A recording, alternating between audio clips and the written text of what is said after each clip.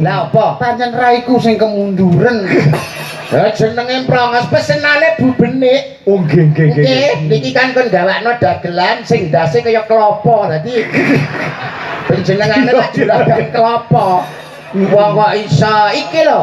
Wong lho siji pasti loro jodoh telu wahyu papat derajat 5 dina ki menungso ora ngerti apa meneh pati uripe menungso. Lah iya pati uripe menungso ki ora nek sing ngerti. Lah iya, Sing ngerti ning Gusti Allah. lah kowe tak patekne kok lah lho. Lho, lah nek aku kon mati sik iki jenenge alancang wong cah enom kok. Lho kok ngono lho cah. Sampeyan nom to? Lho, Sik enom, Pak. weh. Piye contone piye? Misale ning pasamuan makan dahar. Heeh. Kuwi enek wong tuwa kok bocah enom kuwi induh dhisik. Kuwi jenenge lancang, saru. Moko enek sing sepuh kok induh dhisik. Mati ya ngono.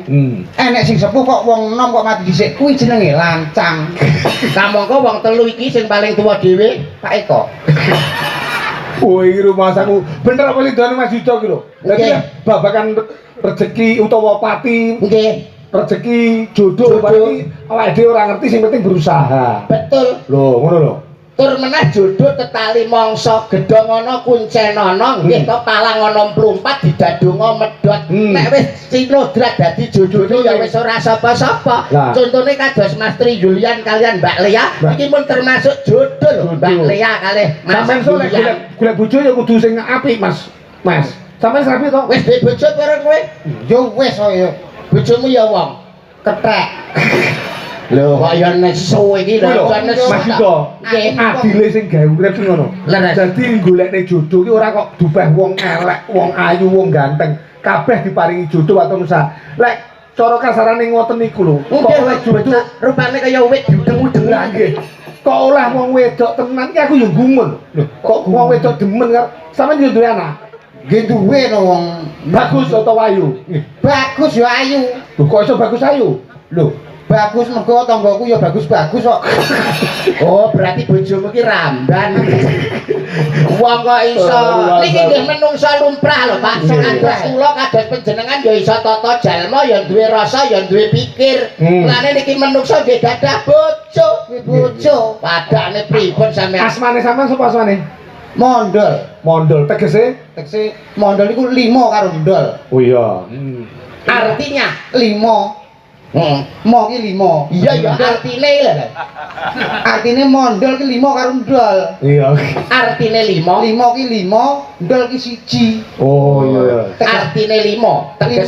Tegese ki wong urip ning alam donya ki aja lali 5 wektu. Wah, edan bocah gundul rupane kaya kentongan lho kaya 5 wektu ya apa mawon, Mas? Apa wae? Salat 5 wektu, Pak. Oh iya. Isak, maghrib, luhur, asar, luhur, isak lan subuh. 5 wektu aja nganti lali. Aja nganti lali, aja ditinggalne. Lendol mau 1. artinya Gusti Allah ya mung 1 sing kudu disembah. wah iki lho Pak. Dadi modal iki 5 karo iya. Wah, sombonge iki lho. Balik meneh ning gone kemanten ngeten iki Pak Eko. Kula lan panjenengan sowan wonten mriki mung 1 sing diajak namung nderek memuji wonten ngersanipun Gusti. Mugi-mugi anggenipun mangun samadyaning bebrayan agung Mbak Lea kalian Mas Julian satemah dados keluarga ingkang sakinah mawaddah lan warahmah. Allahumma amin. Pikantuk momongan putra sing saleh, putri sing salehah bisa migunani tumrap nusa bangsa lan agama. Allahumma Amin. Iki lho penting awake dhewe iki tutur-tutur kemanten. Wong iki kadang-kala nuwun sewu lho Pak Eko. Pripun? Akeh sing ngandhake rumah tangga sakinah mawaddah lan warahmah tapi ora ngerti sakinah mawaddah warahmah iki piye ora ngerti. Kowe ya ora paham. Ayo mau dibuktikan. Sakinah mawaddah warahmah wong iso gampang ngucapke tapi ora ngerti artine. Oh iya. Sakinah wong omah-omah iki kudu sakinah, sae kudu genah. Oh, sakinah, sae kudu genah. Artinya apa wong omah-omah iki kudu duwe tanggung jawab golek rezeki Pak Eko. Wong lanang iki kudu tanggung jawab. Wong lanang kok gak duwe hasil, gak duwe kaya. Aduh, malah ora diajeni sampean karo bojo. Ngoten nggih. Wong lanang kok gak duwe penghasilan, gak duwe kaya. Gak kajem Pak Eko. Sesasi, rong sasi, telung sasi jek cinta. Genepe petang sasi. Awakmu iki lho kok. Aku lho. Yo sampean Aku diomongi sampean kuwi yo. Iya. Ben ra nglar. Terus sing nomor loro mawaddah. Sakinah mawaddah. Mawaddah ki wong omah-omah lambarana kanthi ngibadah. Rungokno Pak Eko. Pak Eko, rungokno. Siap. Omah-omah lambarane ngibadah. Sampeyan pun omah-omah. Pun. Lan desane omah-omah sampeyan kali bojo sampeyan pertama niate napa? Lho, yo ngibadah. Rasa seneng no. cinta Kali sing wedok no. Kali Bu Sri cinta Sekali. nuwun sewu Pak, berarti salah beliaunya. Salah ya. Sampeyan nek omah-omah landasane cinta umure mung pirang tahun Pak. Lho, Bondo donya bakale lunga derajat pangkat bakale minggat, rupa bagus bakale hangus, rupa ayu bakale melayu. Nek sampeyan mangan cinta, rungokno Pak Eko. lah saiki lek nyawang wong wedok calon bojone lek ndak dilandari cinta dhisik terus piye? Ngibadah Pak Eko. Pripun sampean niku? Wong nek nikah linambaran dengan ibadah, kuwi setiap detik, setiap waktu kuwi dicatet minangka pahala. Waduh Pak Eko, gak paham sampean. Lah awakmu lek karo bojomu sing ono apa ya? Lho, ibadah. Ibadah nang ngene. Umpamane niki dadi Mbak Lea, kula dadi Mas Julian. Oh. Kok niki Mbak Lea iki kok pengin Mbak Lea raine ngene iki. ya Umpamane langsung kok kadane iki Mbak Lea pas kemoterapi dadi ndase ngene iki. Wong umpamane niki dadi Mbak Lea, dadi Mas Julian. Oh. Kula Mbak Lea kok arep budal ning balai desa karena tugas sebagai sekretaris desa. Kok salaman karo sing lanang. Plek tangane diambung. Nah, Padha karo ngambung Hajar Aswad. Rungokne Pak Eko. Ngambung napa Pak Eko? Hajar Aswad. Hajar niku watu, Aswad niku ireng. Nek bojone sampean kulite ireng niku aswate kathah Pak Eko. Nggih. Sahwat to. Hajar Aswad. Aswad kok sahwat pun sampean.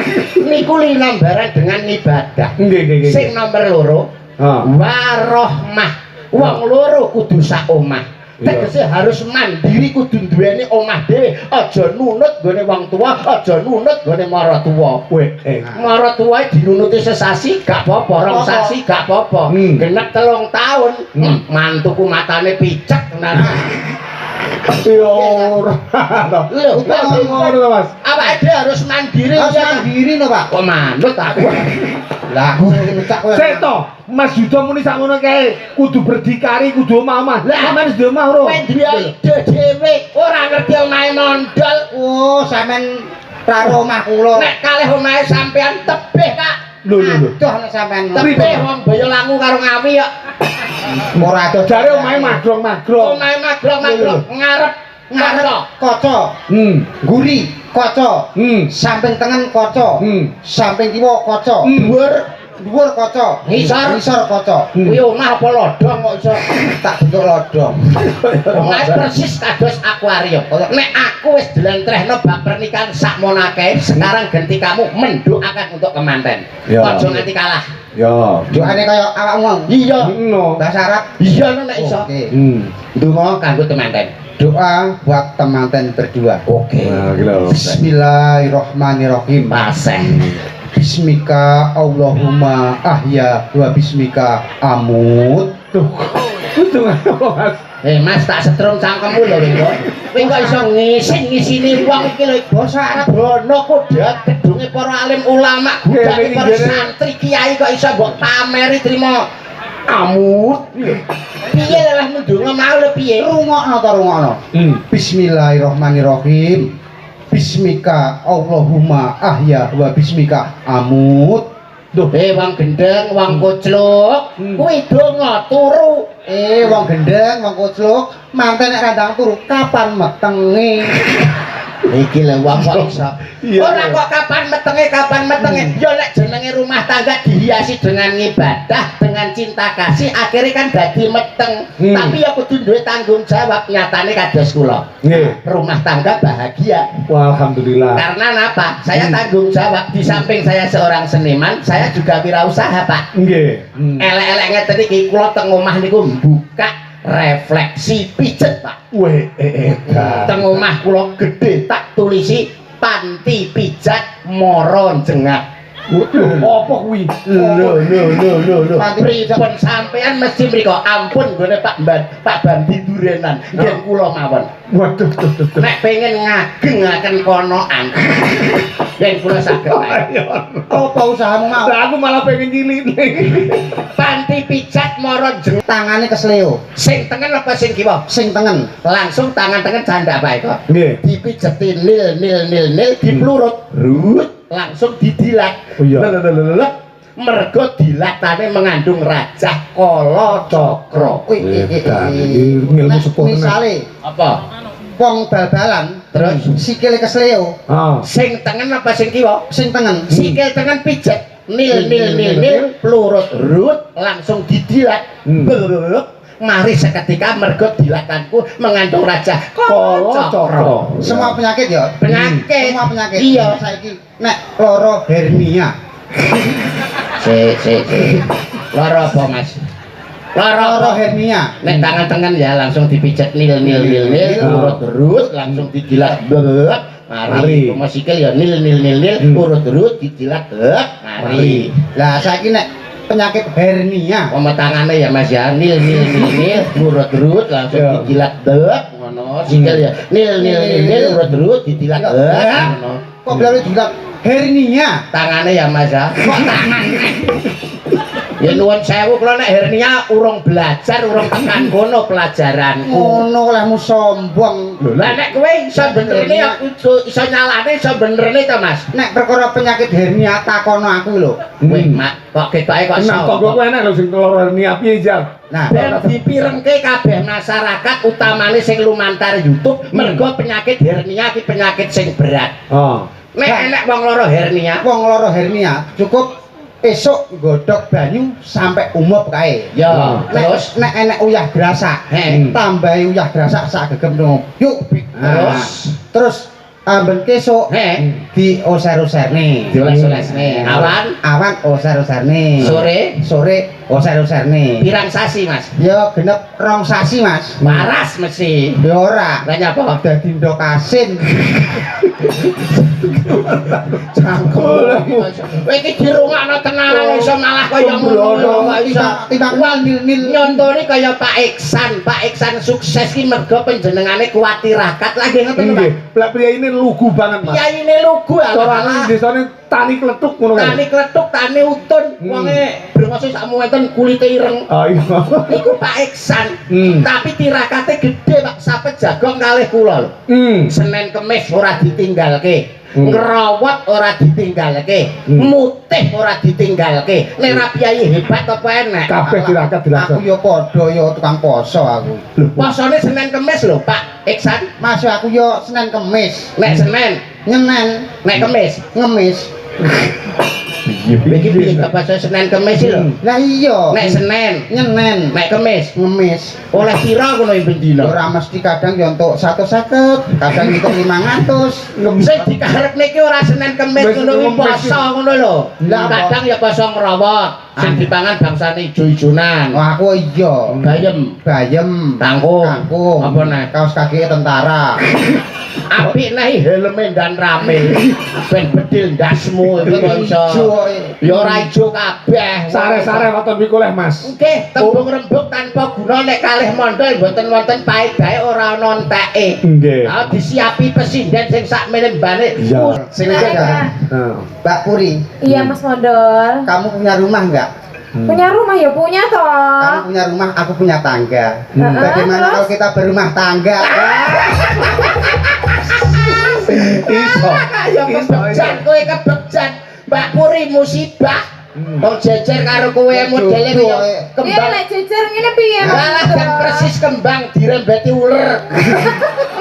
Ora. Lah tapi ibaratnya kaya dewa sing ngejo wantah. Mbak Puri ibaratnya kaya Komorate, Mas Mondol kaya Kaya? Komodo. Kumo Joyo. Oh iya. Rasanya rodo yo. Nah, ketemu dengan Mbak Puri, mungkin ada permintaan lagu biar Mas Mondol menyelesaikan secara jantan dan betina. Iki mau pundutane Pak Sur. Oh, Pak Sur. Tegal Bule. Ngersake Lestari, Bur. Oleh. Sari. Lestari iki dhewe ya, Bur. Dewe iki.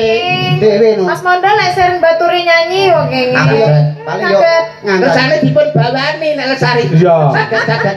Iya. Enggak apa-apa, enggak apa-apa. Pelok, Oke. pelok. Dibawani pelok ra Takur, apa-apa. takur, Bawani ya, Mas, ya. takur. Nano neno. Lah ya. Nano neno. Nano neno. Jare Kula kok cakepane. Cakepanmu lho, bocah. Untune kaya apa sliramu ra krasa. ya krasa menit. Sing dirayu karo Tengane. Dirayu kalau sama mangan aja kesusu. Janji. Lah Nggih lah. Kang Mas. Tresnaku marang sliramu ora kena digambarake. Iki tenan jare. Mati cebel bareng. Mondol. Kok Jawa-Jawa lah. Jelas iku gesit duwe adit. sok gesit diade ndak duwe rambut. Ya, apik lho bukan. Ade gesit kaya iki mere ya apik. Apik. Janji. Iki Kang Mas. Saben dina aku mung lam-lamen karo sliramu ya. Iki tenan jare. Awal. Estu Kang Mas. Yayi. Nggih. Umpamane bengi iki aku ora ketemu sliramu dadi kangening atiku ya iki tenan jare. Ya tenan Mangga kok jiwiti ae Pak. Ninggal tandha tresna. terus no nganti binget. Ya. Sak tenane aku setya ngenteni. Tak sampean sing gawil janggute Mbak Puri. Mas Mondol. Iya Mbak Puri. Sampeyan bengi iki kok bagus banget to Mas Mondol. Dele iki lho kan. Bengi iki sampeyan ketok pasuryanmu katon sumunar Mas Mondol. Kaya tele. Teneh, dijawab neh. Nah no. Sampeyan jan manis lho Mas Mondol. Dele ta. Ora lah ora ki. enak sing ngene Aku kok. tolong Berapa ngene to? Ora. Kok ngene pisan kan. Wes Mas Mondol. Ya. Suwung jroning uripku. Suarane kok enak ora wong. Raine sing elek. Anak pengen apa ya dicet warna-warni ben koyo pelangi. Wong sing tak tresnani cidra. Sliramu aja nganti cidring janji Mas yo garwamu rupane kaya ngene lho Mbak Puri. Insyaallah. Tresnanono sak kukuting jaman. Aja pati-pati mbok kubur salamun ta urung mati ya. Mosok sing urip arti pendem. Ya. Rasa kangen tak empet jroning doku.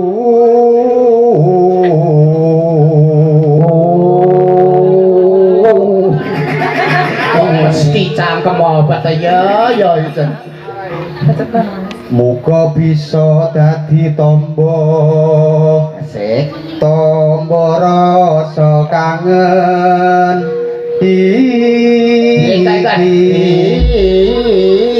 Ngono lho.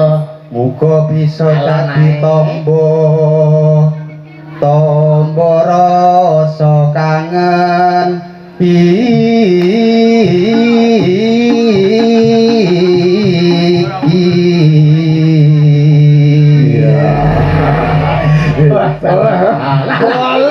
Lah iso ngono kok iso. Gayane Dadi dadak bengi iki kok. Lah nek pet telu iki. Tapi kan kleri terus.